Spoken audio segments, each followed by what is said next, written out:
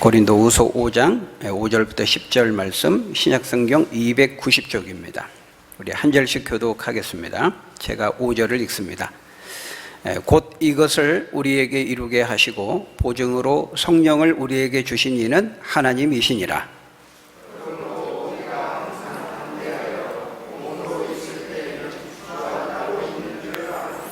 이는 우리가 믿음으로 행하고 보는 것으로 행하지 아니함이로라.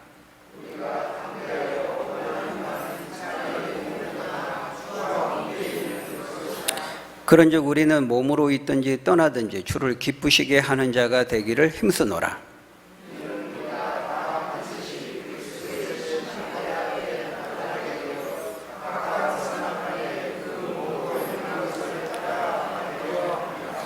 아멘. 네, 오늘 우리가 읽은 이 본문은 우리 인생의 중요한 본질에 대해서 우리에게 말씀하고 있습니다. 우리가 이 짧은 인생, 벌써 오늘이 이제 8월 마지막 주일이고요. 다음 주엔 이제 9월이 시작됩니다. 참 빨리 지나갑니다. 우리 인생이 참 짧습니다. 이렇게 짧은 인생, 이 땅에서 딱 한 번 살아가는 이 땅에서의 삶에서 우리가 후회하지 않고 성공적인 인생을 살아가는 데 있어서 우리가 꼭 알아야 될 인생의 중요한 본질, 바로 그것에 대해서 오늘 말씀하는데요. 10절에 보니까 우리가 반드시 그리스도의 심판대 앞에 서게 된다, 그것을 말씀합니다.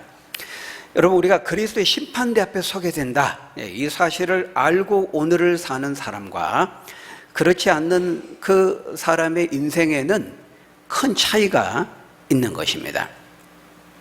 여러분, 지금 이 땅에서의 삶이 영원하지 않고 반드시 끝나는 날이 온다는 것입니다. 종말이 있다는 것입니다. 그리고 그 종말은 사실은 진짜 끝이 아니고 또 다른 영원한 삶의 시작이라는 것이죠. 그 영원한 세계에서의 삶을 시작하기 전에 먼저 우리는 그리스도의 심판대 앞에 서서 심판을 먼저 받아야 되는 거예요. 우리가 그 심판을 뭐라 그래요? 최후 심판. 그리스도의 재림을 통해서 이루어지는 그 심판 후에 그 심판을 따라 천국과 지옥이라고 하는 두 갈래의 영원한 삶으로 갈라지게 된다는 거예요. 영원한 운명으로 나누어지고 결정되게 된다는 것입니다. 여러분, 우리는 짧은 인생을 살면서 반드시 우리가 이 두 가지를 꼭 기억해야 하겠습니다. 첫 번째가 뭐예요? 이 땅의 삶에는 끝이 있다는 거예요. 종말이 있다는 거예요. 여러분, 지금 우리가 살아가는 이 땅에서의 삶이 절대로 무한 반복되는 것이 아닙니다. 우리가 얼핏 보면은 어제의 그 아침 같고 매일매일의 삶이 반복되는 것 같아요. 이런 삶의 패턴이 지금도 2000년 동안, 3000년 동안, 4000년 동안 계속되었으니까 앞으로도 이런 삶의 패턴이 무한 반복되는 것처럼 우리가 볼 수 있어요. 자고 일어나면 아침을 맞이하고 또 낮과 밤이 지나고 또 자면 또 새로운 아침을 맞고, 그러니까 이런 삶이 계속 기계적으로 톱니바퀴 돌듯이 반복되는 것처럼 보인다는 거예요. 여러분, 그건 착시 현상이에요. 그렇지 않아요. 끝나는 날이 반드시 온다고 말하고 있어요. 여러분, 우리 삶의 주변을 한번 조금만 주의 깊게 한번 살펴보세요. 이 땅에 있는 모든 것은요, 그 어떤 것도 예외가 없이 다 시작이 있으면 끝이 있어요. 설교가 끝이 있을까요? 없을까요? 설교도 끝이 있어요. 예배도 끝이 있어요. 모든 재미있는 영화, 드라마, 스포츠, 운동, 여러분, 이 나무, 어제 그 나무 같지만은 지금 늙고 있어요. 자전하고 공전하면서 시간은 직선으로 흐르고 있는 거예요. 그 미세한 차이를 현미경으로 들여다보면 보이지만 우리 육신의 눈으로는 그걸 잘 체감을 못할 뿐이에요. 자전하고 있어요. 엄청난 속도로 엄청난 굉음을 내고 지금 자전하고 공전하고 있어요. 하나님이 그 소음을, 그 주파수를 듣지 못하게 했을 뿐이에요. 우리가 들으면 다 미쳐버려 살 수가 없기 때문에. 그러나 여전히 지구는 돌아요. 공전해요. 시간은 흘러요. 직진해서 나아가고 있어요. 끝을 향해 가고 있다는 거예요. 여러분, 영원하신 하나님 외에 이 땅에 영원한 것은 아무것도 없어요. 영원할 것처럼 보이지만 영원하지 않다는 거예요. 알파와 오메가가 되시는 하나님, 시작과 마침이 되시는 하나님, 처음과 나중이 되시는 하나님이라고 말하죠. 여러분, 그 말은 처음과 나중이 되신다, 시작과 마침이 되신다, 이 말은 뭐예요? 시작도 없고 끝도 없으시다는 거예요. 무한하다는 거예요. 영원 무한하신 하나님을 그렇게 표현하고 있는 거예요. 시작과 마침이 되시는 하나님, 알파와 오메가가 되시는 하나님. 그러나 그 말은 시작도 없고 끝도 없으시는 하나님이심을, 영원 무한하신 하나님을 그렇게 표현하고 있는 것입니다. 여러분, 영원 무한하신 하나님 외에는 이 땅에 영원한 것은 아무것도 없어요. 다 유한해요. 영원히 지속되는 것처럼 보일 뿐이지 착시 현상이에요. 착각이에요. 여러분, 그것을 지난 시간에 우리가 1절에서 뭐라고 말했어요? 우리의 이 땅에 있는 장막집이 무너지면 그랬어요. 이 땅의 장막집, 우리 육체를 비롯해서, 우리 육체도 10대 20대 얼마나 건강합니까? 근데 우리가 인생의 연소가 70이고 강건하면 80이라도 신속히 가니 바람처럼 날아가나이다. 안개와 같이 금방 있는 것 같으면 금방 부음이 들려오고 사망 소식이 들려오고 금방 지나간다는 거예요. 밤에 한 경점과 같다고 말하잖아요. 이 땅에 하나님 외에 영원한 것은 없는 거예요. 반드시 끝이 있어요. 하나님 말씀대로 끝나는 날이 오고 종말이 온다는 것입니다.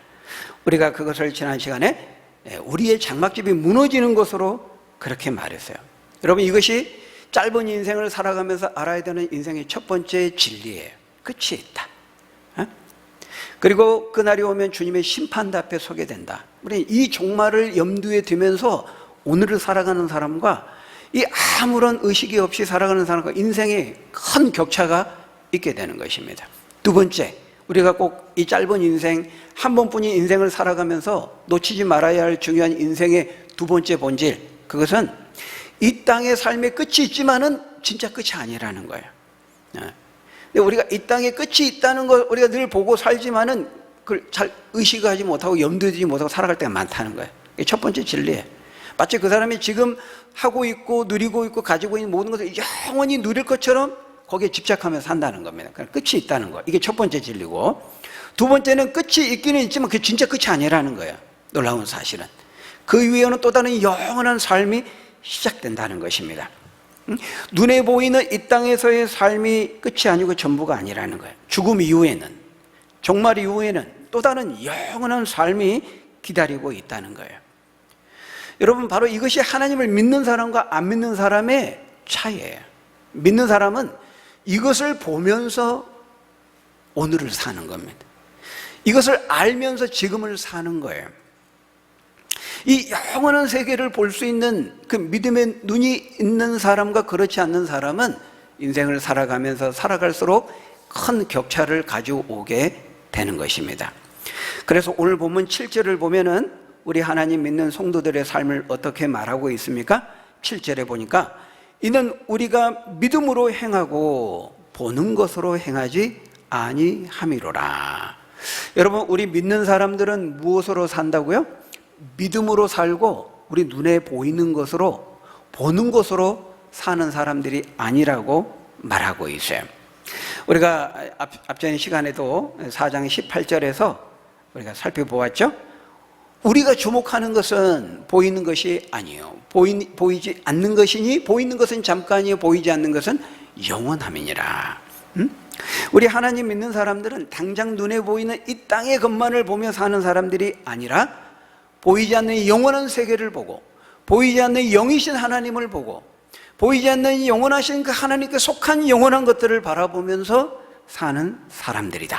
그 하나님께 속한 영원한 것들을 바라보고 기다리고 소망하면서 사는 사람들이라는 거예요. 여러분, 그걸 다른 말로 말하면 뭐예요? 믿음으로 사는 거예요. 그것이 지금 당장 눈앞에 보이지 않지만은 눈에 보이는 것처럼 보면서 살아가는 거, 그게 믿음으로 사는 거예요. 믿음은 바라는 것들의 실상이요 보지 못하는 것들의, 보이지 않는 것들의 증거라, 그렇게 말하잖아요. 그래서 사도 바울이 로마서 1장 17절에서 오직 의인은 뭘로 산다고요? 믿음으로 산다, 이렇게 말하고 있어요. 믿음으로 산다. 믿음의 눈으로 보이지 않는 영원하신 하나님을 보고 그 하나님이 약속하신 영원한 세계를 보고 그 하나님께 속한 영원한 것들을 바라보면서 사는 사람들이 바로 믿는 신자의 삶이라는 거예요. 눈에 보이는 것으로 사는 것이 아니라 믿음으로 사는 사람들이라는 거예요. 여러분, 우리가 하나님을 믿는다고 하잖아요. 그 말은 하나님의 영이시기 때문에 보이지 않거든요. 근데 그 영이신 하나님을 믿는다는 것은요, 그 하나님이 약속하신 말씀, 하나님이 약속하신 세계, 하나님께 속한 것들 다 눈에 보이지 않는 것들입니다. 그렇죠? 하나님이 약속하신 말씀 안 보여요. 하나님이 약속하신 세계, 천국, 하나님 나라 안 보여요. 영원하신 그 하나님께 속한 것들, 그 영원한 것들 다 눈에 안 보여요. 그렇죠? 우리가 눈에 보이지 않는 영이신 하나님을 믿는다는 것은 그 눈에 보이지 않는 하나님을 믿고 그 하나님께 속한 것들을 믿고 소망하며 살아가는 것을 말하는 거예요. 그걸 다른 말로 믿음으로 사는 것, 이렇게 말한다는 거예요. 여러분, 원래 정상적인 인간 속에는요, 그 영원하신 하나님을 볼 수 있는 마음의 눈이 있었어요. 그래서 전도서 3장 10절에 보면은 하나님께서 이 세계를 창조하실 때, 인간을 창조하실 때 인간 속에 이 영혼 사모하는 마음을 넣어주셨다고 말씀하고 있어요. 우리 전도서 3장 10절 한번 같이 읽어볼까요? 저거 아닌 것 같은데? 네. 제가 잘못 줬을까요? 말씀이? 네. 전도서 3장 10절에 보면은 제가 메모를 잘못했을 수도 있습니다. 하나님이 모든 것을 지으시되 따라 아름답게 하셨고 또 사람들에게는 영혼을 사모하는 마음을 주셨느니라. 사람들에게 영혼을 사모하는 마음을 주셨다는 거예요. 그런데 이 영혼 사모하는 마음, 다시 말하면 영원하신 하나님을 하나님으로 알아보는 마음, 우리가 이걸 영적인 센스, 영적인 감각, 그렇게 말해요. 믿음은 영적인 감각이에요. 영적인 센스예요. 하나님께서 우리에게 이걸 주셨는데 죄를 지으면서, 죄를 범하면서, 죄가 들어오면서 이 영적인 센서가 고장이 난 겁니다. 그래서 제 기능을 하지 못하게 된 거예요. 물론 죄를 범한 지금도 영혼 사모하는 마음이 인간 속에 있기는 있어요. 영혼을 지향하는 마음. 그런데 죄를 범하면서 이것이 오염되고 전염되고 일그러지고 망가져서요, 제 기능을 발휘하지 못하게 된 거예요. 그래서 어떻게 됐어요? 하나님을 하나님으로 알아보지 못하고 하나님을 믿지 못하고 하나님으로 영화롭게도 하지 않고 생각이 허망하여지고 미련한 마음이 어두워져서 어떻게 됐어요? 전혀 영원하지 않는, 하나님이 지으신 한낱 피조물에 불과한 일월 성신을 하나님으로 섬기는 어리석음을 범하게 되었다는 거예요. 그것이 로마서 1장 21절에서 23절의 말씀이죠. 우리 한번 같이 읽어볼까요? 시작. 하나님을 알되 하나님을 영화롭게도 아니하며 감사하지도 아니하고 오히려 그 생각에 허망하여지며 미련한 마음이 어두워졌나니 스스로 지혜에 있다 하나 어리석게 되어 썩어지지 아니하는 하나님의 영광을 썩어질 사람과 새와 짐승과 기어다니는 동물 모양의 우상으로 바꾸었느니라. 그래가지고요, 사람들이 막 뱀을 하나님으로 섬겨요. 실제로 뱀 종교가 있습니다. 사탄교가 있어요. 사탄을 신으로 섬기는, 하나님을 섬기는 거예요. 외계인을 신으로 섬겨요. 소를 하나님으로 섬겨요. 이게 말이 되느냐 하는 거예요. 썩어질 그 사람을 막 받들면서 또 하나님처럼 받들고 우상으로 섬겨요. 이런 참 말도 안 되는 어리석은 일들을 범한다는 거예요. 여러분, 원래 그렇지 않았어요. 그래서요, 예수님을 믿으면 이게 회복이 일어나는 겁니다. 예수님을 믿고 죄의 문제가 해결되면요, 죄가 이 땅에 들어오기 이전의 상태로 회복이 이루어지는 거예요.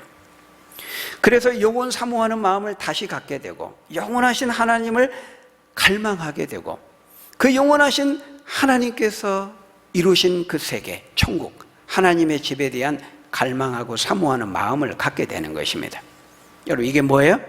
본향에 대한 그리움, 본향에 대한 사모함, 본향에 대한 갈망이에요. 갈망. 여러분, 본향이 뭐예요? 잃어버린 낙원이죠. 신낙원. 그래서 그것을 1절에서 뭐라고 그랬어요? 하나님이 지으신 영원한, 하나님의 하늘에 지으신 영원한 집이라고 그랬잖아요.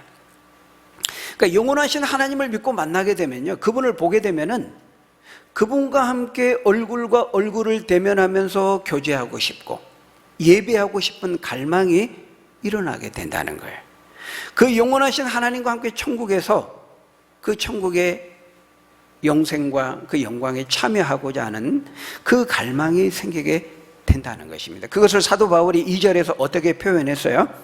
우리가 지난 시간에 보니까 2절에 참으로 우리가 여기 있어 탄식하며 하늘로부터 오는 우리 처소로 덧입기를 간절히 사모했다, 이렇게 말하고 있어요. 하늘로부터 오는 우리의 처소를 간절히 사모하고 갈망하고 열망했다는 거예요. 하늘로부터 오는 우리의 처소가 뭐예요? 장차 주님 다시 오시는 최후 심판 후에 덧입게 될 부활의 몸과 그 부활의 몸으로 천국에서 누리는 그 영생의 그 삶을 말하는 거예요. 천국에서의 영광스러운 삶, 그것을 바울이 사모하고 갈망했다는 거예요. 여러분 8절에 보면요, 부활에 참여하고 그 천국의 영광에 참여하기를 갈망하는 사도 바울의 그 열망이 얼마나 뜨거웠는지를 8절을 보면 우리가 알 수 있어요. 우리 8절 한번 같이 읽어볼까요? 8절 시작. 우리가 담대하여 원하는 바는 주와 함께 있는 그것이라. 사도 바울이 확신하면서 간절히 소원하고 갈망하는 것이 있었는데 그게 뭐라는 거예요? 차라리 몸을 떠나, 이 말은 차라리 지금 죽어서, 그 말입니다. 차라리 지금 빨리 죽어서 주와 함께 있고 싶다, 그렇게 말하고 있는 거예요. 빨리 천국에 가서 신령하게 회복된 그 부활의 몸으로 주님과 함께 영원히 천국에서 살고 싶다는 것입니다. 여러분, 우리가 이것을 보면은 사도 바울이 이 영원한 세계에 대한 갈망과 그 영원한 하나님의 집, 천국, 하나님 나라에 대한 열망이 얼마나 뜨거웠는지를 알 수 있는 거예요. 여러분 어떻습니까? 여러분에게도 이런 천국에 대한, 그 영원한 하나님 나라에 대한 그 하나님과 함께 하고자 하는 이 열망과 갈망이 여러분에게 있습니까? 여러분 한 가지 질문을 드리겠습니다. 여러분, 만약 오늘 내가 죽으면 천국에 간다는 것이 확실하다면, 확실히 보장된다면, 여러분 오늘 지금 바로 죽어서 천국 가시겠어요? 아니면 그래도 조금 여기서 더 사시겠습니까? 어느 쪽이겠습니까? 솔직하게, 우리끼리 얘기지만, 선뜻이 바울처럼, 바울은 지금 그걸 말하고 있거든요. 빨리 천국 가고 싶다는 거예요. 근데 우리가 분명히 천국이 이 땅에 있는 그 어떤 장막집보다 비교할 수 없을 만큼 하나님의 전지전능하신 이 창조적 지혜를 다 동원해서 예비하시고 마련하신 거처, 하나님 나라거든요. 우리가 봤죠? 최고로 좋은 집이에요, 하나님이. 근데 우리가 그걸 성경을 통해 알지만은, 보고 확인하지만은, 우리가 선뜻 지금 죽어서 빨리 천국 갈래요, 아니면 이 땅에서 좀 더 살래요, 그러면은 바울처럼 선뜻 대답하기가 쉽지 않다는 겁니다. 그렇죠? 솔직하게. 여러분, 우리가 이 땅의 장막집에는 뭐가 있다 그랬죠? 2절에 이 땅의 장막집에 거하는 한 뭐가 있다 그랬어요? 탄식이 있다 그랬잖아요. 한숨이 있고 신음이 있다 그랬잖아요. 4절에서는 짐진 것 같은 탄식이라 그랬어요. 인생에 수고하고 무거운 짐이 있다 그랬어요. 그러니까 이 땅의 이 장막집에는요, 그 장막집 우리 육체로 볼 수도 있고 육체로 살아내는 이 땅의 모든 세상에 속한 것으로 볼 수도 있다 그랬어요. 세상 나라, 하나님 나라와 대비되는, 그렇게 볼 수도 있다. 우리 육체로 보더니 우리가 아무리 건강하고 튼튼하게 지어진 것처럼 보일지라도 그 장막집은 텐트에 언젠가는 무너져요. 그 장막집 안에 우리가 거하는 한은 탄식이 있고 한숨이 있고 고통이 있고 인생의 질고와 그 죄의 질고와 수고와 고통이 있다는 거예요. 그럼에도 불구하고 천국은 그 장막집과 비교할 수 없이 너무 좋은 것임을 우리가 분명히 성경을 통해 확인하고 알면서도 우리가 바울처럼 선뜻 대답하기 어렵다는 겁니다. 이 바울은 지금 그렇게 말하고 있거든요. 주님 빨리 오셔서 저를 좀 천국에 데려가 주세요. 마라나타 아닙니까? 마라나타. 주여 어서 오시옵소서. 마라나타. 어서 오셔서 저를 데려가 주세요. 이렇게 말하는데 우리는 어떻습니까? 주님 여기가 좋사오니 천천히 오세요. 나중에 오세요. 너무 바쁘시면 안 오셔도 좋고 혹시 이러지는 않습니까? 여러분, 우리가 정말 하나님 말씀대로 천국이 있고 하나님 말씀대로 이 땅에 있는 그 어떤 것과도 비교할 수 없는 하나님의 최고의 지혜로 마련하신 최고의 하나님의 집이 천국이라는 걸 우리가 믿는다면, 우리도 바울처럼 차라리 몸을 떠나 주와 함께 있기를 우리가 담대히 원하고 또 갈망해야 되지 않겠습니까? 그럼에도 불구하고 우리가 그렇게 하지 못하는 데에는 두 가지 이유가 있습니다. 첫 번째는 죽음에 대한 막연한 두려움이 있는 거예요. 두 번째는 천국이 너무 좋다고 말하지만은 우리가 천국을 경험해 보지 못했기 때문에, 직접 보지 못했기 때문에 그런 거예요. 그러니까 여러분 어때요? 둘 다, 죽음도 그렇고 천국도 그렇고 우리가 경험해 보지 못했다는 거예요. 체험해 보지 못했다는 거예요. 물론 우리가 교회 생활이 천국의 모형이고 맛을 본다, 맛보기 뭐 이런 말을 합니다만은, 직접 우리가 천국에 하나님이 지으신 그 하나님의 집을 직접 우리가 경험해 보지 못했기 때문에 성경을 통해 확인하지만은 선뜻 그렇게 바울처럼 확신 가운데 대답을 하지 못하는 것입니다. 그런데 우리의 이런 경험, 체험에 근거한 이런 경험주의적인 사고의 근거에서 우리는 모든 것을 판단하지만, 그때 주님 우리에게 말씀하시는 거예요. 네가 본 거로 믿느냐? 보지 않고 믿는 자는 복되도다. 네가 경험한 것을 근거로만 믿느냐? 경험하지 않고 믿는 것이 더 복되다. 예수님이 누구에게 하신 말씀이죠? 도마에게 하신 말씀이에요. 예수님이 부활하신 다음에 제자들이 찾아오셨는데 그때 하필 그 자리에 도마가 없었어요. 다른 제자들이 도마에게 야, 부활하신 주님이 우리에게 찾아오셨다. 근데 도마가 못 믿는 겁니다. 도마가 뭐라고 말했어요? 내가 직접 그 못자국 난 손과 그 옆구리에 손을 대보고 직접 보지 않는 한 나는 믿을 수 없다. 이렇게 말했잖아요. 두 번째 예수님이 제자들이 다시 찾아오셔서 도마에게 말했어요. 도마야, 한번 만져봐라. 확인해봐라. 그러니까 도마가 확인하고 무릎을 꿇고 주는 그리스도시라고, 하나님의 아들이시라고, 부활하셨다고 고백했잖아요. 그때 예수님이 도마에게 하신 말씀입니다. 도마야, 네가 본 거로 믿느냐? 보지 않고 믿는 자가 더 복되도다. 이렇게 말씀한 것이죠. 여러분, 이렇게 우리는 늘 우리의 체험과 경험에 근거해서 모든 것을 판단하려고 해요. 주님이 도마에게 그렇게 만져보라고 허락하신 것은요, 도마의 연약함, 우리 인간의 그 연약함, 죄의 연약함을 주님도 잘 아셨다는 것을 보여주는 겁니다. 부활은 믿기가 어려운 것이거든요. 주님도 우리의 그 경험과 체험에 근거한 우리의 연약함을 주님도 아신 거예요. 만져보고 허락하신 겁니다. 여러분, 우리 이렇게 늘 경험과 체험에 내가 보지 않으면, 내가 만져보지 않으면 나는 믿을 수 없다, 받아들일 수 없다, 이런 경험주의적인 세계관에 익숙해 있어요. 그래서 그걸 오관이라 그러죠. 오관에 근거한 우리의 과학적 실험, 이성에 근거해서 확증된 것만 받아들일 수 있다고 생각하는 거예요. 여러분, 오관이 뭐죠?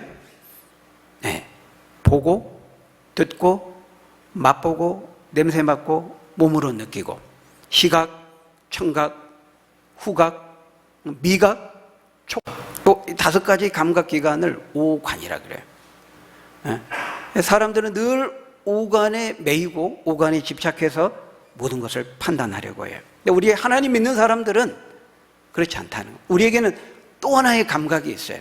우리 육관을 가지고 사는 사람들이야. Sixth sense, 6번째 감각. 그게 뭐예요? 영적인 감각. 그게 바로 믿음인 것입니다. 믿음. 에베소서 1장 17절 18절에 보면 그것을 영안이라고 말하고 있어요. 영안, 마음의 눈. 우리 17절, 에베소서 1장 17절 18절 한번 같이 읽어볼까요? 시작. 우리 주 예수 그리스도의 하나님 영광의 아버지께서 지혜와 계시의 영을 너희에게 주사 하나님을 알게 하시고 너희 마음의 눈을 밝히사 그의 부르심의 소망이 무엇이며 성도 안에서 그 기업의 영광의 풍성함이 무엇인 줄 알게 하옵소서. 그 19절은 읽지 않았습니다만 결국 바울이 지금 에베소 성도들을 위해서 기도하는 거예요.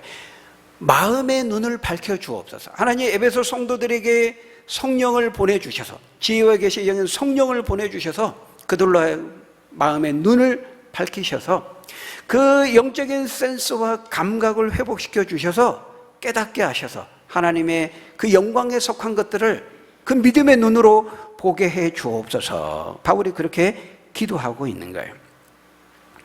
여러분, 여기 보면은 이 영 안을 누가 열어주신 거예요? 그 죄인의 그 어두워진 마음을 누가 그 영적인 감각을 회복시켜 주시고 영적인 센스를 갖게 하셔서 보게 하신다는 거예요? 여기 보니까 성령이 그렇게 하신다 말씀하고 있어요. 여러분, 성령이 우리 안에 찾아오셔서 이 일을 하시는 거예요. 우리의 마음눈을 밝히세요.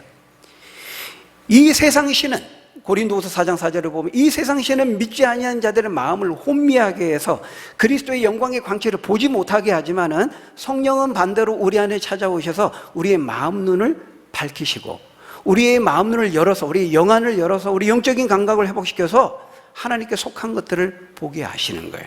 이 일을 하시는 분이 성령이라는 겁니다. 그래서 오늘 보면 5절에 보면 뭐라고 말씀합니까? 곧 이것을 우리에게 이루게 하시고 보증으로 성령을 우리에게 주신 이는 하나님이시니라, 그렇게 말씀합니다. 성령이 그 일을 하신다는 거, 우리 안에 찾아오셔서. 그래서 우리 눈에 보이는 이 장막집이 무너지면은 하나님이 지으신 영원한 집이 있다는 것을 보게 하시고 그 부활의 몸으로 천국에서 영생을 누리며 살게 된다고 하는 그 확실함을 보증하고 보여주시는 분이 바로 성령이시라는 것입니다. 그래서 우리가 그걸 볼 수 있는 거예요. 그래서 여러분, 우리가 천국을 사모하고 하나님이 지으신 영원한 하나님 나라에 대한 소망을 내가 갖고 있다면은 사실은 그것은 내 안에 누가 그렇게 하셨기 때문이라는 거예요. 성령이 그렇게 하셨기 때문에 가능한 것입니다. 우리의 마음눈을 밝혀주셔서 보게 하셨기 때문에 가능하다는 거예요.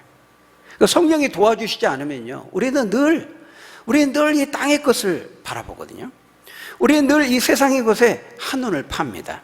그때마다 성령께서 우리의 마음눈을 밝히셔서 믿음과 소망과 확신을 불어넣어 주시는 거예요. 성령의 도우심과 역사가 없다면은 우리는 보이지 않는 영원한 것을 바라보면서 우리가 그 믿음의 좁은 길을 걸으면서 이 땅의 삶을 살아갈 수가 없는 것이죠. 우리는 늘 이 세상에 가서 우리의 눈을 빼앗기잖아요. 10대 때 하나님 믿고 이렇게 신앙생활 하지만은 늘 성적, 이것에 시선을 빼앗겨요. 그것에 너무 집착하고 그것을 매이고, 또 20대 때는 이성교제, 결혼, 30대 직장, 30대 40대 결혼하고 자녀 낳으면은 자녀에다가 모든 것을 또 올인합니다. 하나님, 영원하신 하나님을 바라보는 것보다는 자녀에게 모든 것을 다 빼앗겨서 거기에 매이고 거기에 갇히고 거기에 집착하는 거죠. 또 40대 지나면 물질 등등, 이것이 한 세대만의 문제는 아니지만 특징적으로 그 세대의 그 주된 우리의 시선을 빼앗는 것들이 있단 말이에요. 사단은 그런 것들을 사용해서 영원하신 하나님을 바라보지 못하고 영원하신 하나님을 주목하지 못하게 만든다는 거예요. 네, 그때 우리 안에 계신 성령께서 우리의 시선을 돌려서 마음눈을 밝히시고 깨닫게 하셔서 영원하신 하나님을 주목하게 바라보게 하시는 거예요. 그 일을 하시는 분이 성령이라는. 그래서 우리가 보혜사 성령 이렇게 말하는 겁니다. 영원한 것을 바라볼 수 있도록 우리 안에서 우리를 도우시는 분, 돕는 자, 도우시는 분, 그 말이거든요. 보혜사라는 말은. 물론 보혜사는 몇 가지 뜻이 있어요. 위로자, 위안자, 변호자, 대언자. 근데 결국에는 대언하고 위로하고 변호하는 것이 다 죄의 연약함을 가지고 있는 우리를 돕는 거거든요. 성령이 우리를 도와주시지 않으면은 이 죄악에 관영하는 세상에 살면서 우리가 하나님의 집인 천국에 이를 때까지 이 천국에 대한 소망을 잃지 않고 살아가기가 어려운 것입니다. 다 그게 우리가 똑똑해서가 아니라 성령을 통해 주시는 하나님의 은혜의 결과인 것이죠. 여러분, 우리가 마지막으로 9절에 보니까요, 우리가 몸으로 있든지 떠나든지 주를 기쁘시게 하는 자 되기를 힘썼다, 이렇게 말하고 있어요. 여러분, 이 말이 무슨 뜻입니까? 아무리 우리가 천국에 대한 소망과 갈망이 커도 결코 이 땅에서의 삶을 우리가 소홀히 해서는 안 된다라는 것입니다. 여기 몸으로 있든지 떠나든지, 그 말은 뭐예요? 살든지 죽든지, 그런 말이에요. 사도 바울에게 있어서는 살든지 죽든지 바울에게 가장 중요한 것이 뭐였다는 거예요? 주를 기쁘시게 하는 것이었다. 이렇게 말하고 있어요. 여러분, 에베소서 5장 10절에 보면요, 주를 기쁘시게 하는 것이 무엇인지 우리에게 말씀해요. 에베소 5장 10절에서도 주를 기쁘시게 할 것이 무엇인지 시험하여 보라, 이렇게 말하거든요. 여러분, 주님을 기쁘시게 하는 것이 뭘까요? 어떨 때 주님이 제일 기뻐하실까요? 바울은 살든지 죽든지 늘 이 주를 기쁘시게 하는 힘썼다는 거예요. 에베소서 5장 바로 앞에 8절 9절에 보면은 어떻게 할 때 주님을 기쁘시게 하는지를 말씀하고 있어요. 우리 8절 9절 10절까지 다시 한번 같이 읽어볼까요? 시작. 너희가 전에는 어두움이더니 이제는 주 안에서 빛이라. 빛의 열매는 모든 착함과 의로움과 진실함에 있느니라. 주를 기쁘시게 할 것이 무엇인가? 시험하여 보라. 여러분, 언제 주님이 기뻐하신다는 거예요? 우리가 빛의 자녀가 되었으니까, 하나님의 자녀가 되었으니까 착하고 의롭고 진실하게 살 때, 그런 삶의 열매를 맺을 때, 그래서 그 열매를 맺어서 어떻게 하라는 거예요? 믿지 않는 사람들에게 선한 영향력을 끼치고 그들을 전도해서 하나님 앞으로 인도하는 것입니다. 그럴 때 주님은 가장 기뻐하신다는 거예요.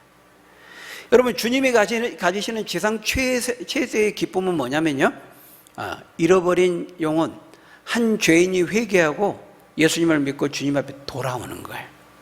그러니까 누가복음 15장 7절에 보면은 한 영혼이, 죄인 한 사람이 회개하고 돌아올 때 천국에서 회개할 것 없는 의인 99을 인하여 기뻐하는 것보다 더 기뻐하신다, 이렇게 말씀하고 있어요. 그러니까 여러분, 지금 바울은요, 개인적으로는 빨리 죽어서 천국 가고 싶은 거예요. 개인적으로는. 그런데 여러분, 바울이 뭘 깨달은 거예요? 나는 빨리 죽어서 몸을 떠나서 하늘의 생명을 덧입고 부활의 몸을 덧입고 주님과 천국에 살고 싶은데, 바울은 뭘 깨달았어요? 왜 하나님이 나를 이 땅에 남겨놓으셨을까? 여러분, 그렇잖아요. 진짜 천국이 이 땅과 비교할 수 없을 만큼 그렇게 좋은 것이면은, 하나님 우리를 사랑하시니까 우리가 예수 믿자마자 우리를 사랑하면 빨리 천국에 바로 데려가야 되잖아요. 그죠? 이 땅에 탄식과 인생에 재미있고 고통이 있는데 왜 우리를 이 땅에 남겨두냐, 이 말이에요.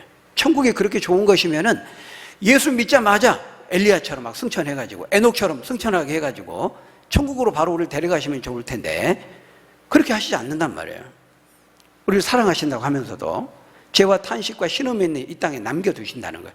왜 그렇게 하실까요? 바울은 그걸 깨달은 거예요. 이 땅에 하나님이 나를 남겨주신 것은 아직도 주를 기쁘시게 해야 될 사명이 바울에게 남아있기 때문에 이 땅에 남겨두셨다는 것을 바울이 깨달은 것입니다. 여러분, 주님을 기쁘시게 하는 것이 뭐라고요? 잃어버린 영혼 한 사람에게라도 더 주의 십자가에 그 자유케 하는 구원의 복음을 전하는 것입니다. 그래서 여러분, 천국을 사모하고 우리가 눈에 보이지 않는 내세의 삶을 동경할지라도, 그러나 우리는 균형을 잃으면 안 돼요. 오늘 주어진 현실의 삶에 무관심하거나 도피해서는 안 된다는 거예요.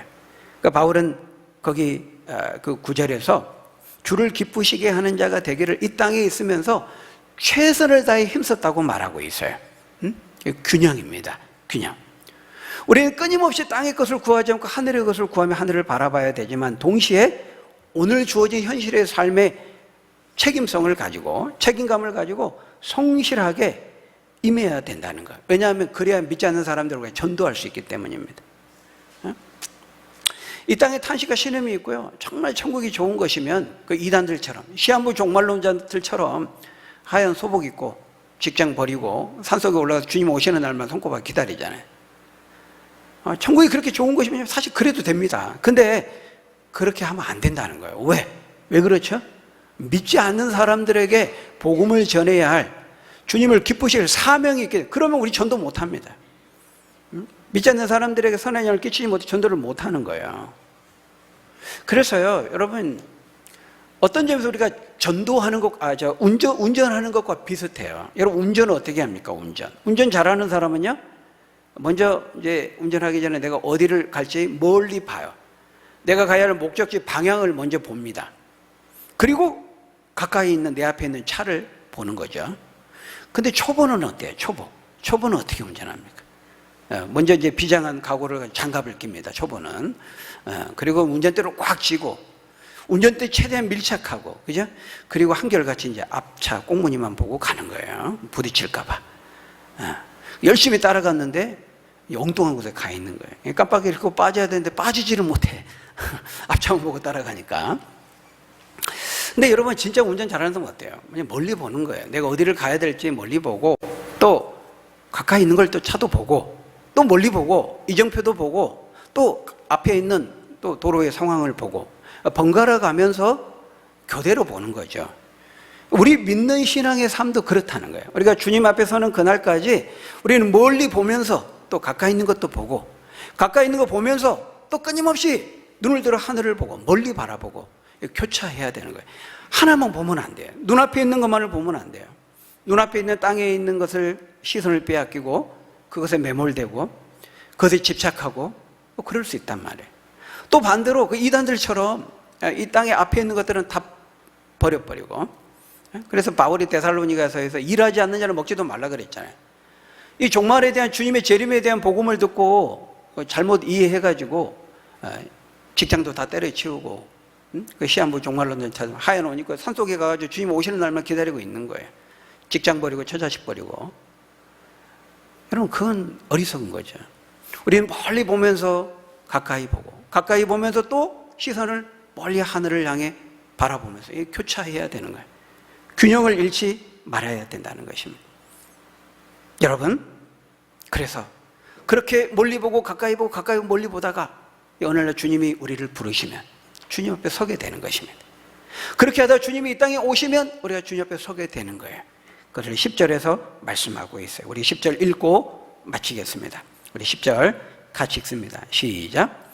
이는 우리가 다 반드시 그리스도의 심판대 앞에 나타나게 되어 각각 선악간에 그 몸으로 행한 것을 따라 받으려 함이니라. 여기 보니까요, 다 한 사람도 예외 없이 반드시 그리스도의 심판대 앞에 서게 된다는 것입니다. 여러분, 우리 믿는 사람들도 그리스도의 심판대 앞에 서게 된다는 거예요. 믿지 않는 사람들은 말할 것도 없지만. 근데 여러분, 우리 믿는 사람의 심판과 믿지 않는 사람의 심판은 다릅니다. 그 성격이 달라요. 우리의 심판은 상급의 심판이에요. 믿지 않는 사람들의 심판은 형벌의 심판이에요. 우리 믿는 사람들의 심판은 하나님께서 우리에게 주신 은혜로 얼마나 주를 기쁘시게 했는지 이제 그것을 조사해서 상급을 주시는 심판이에요. 심판이라는 말은 우리가 레프리, 심판이라고 하잖아요. 경기에서. 판단을 하는 자라는 거예요.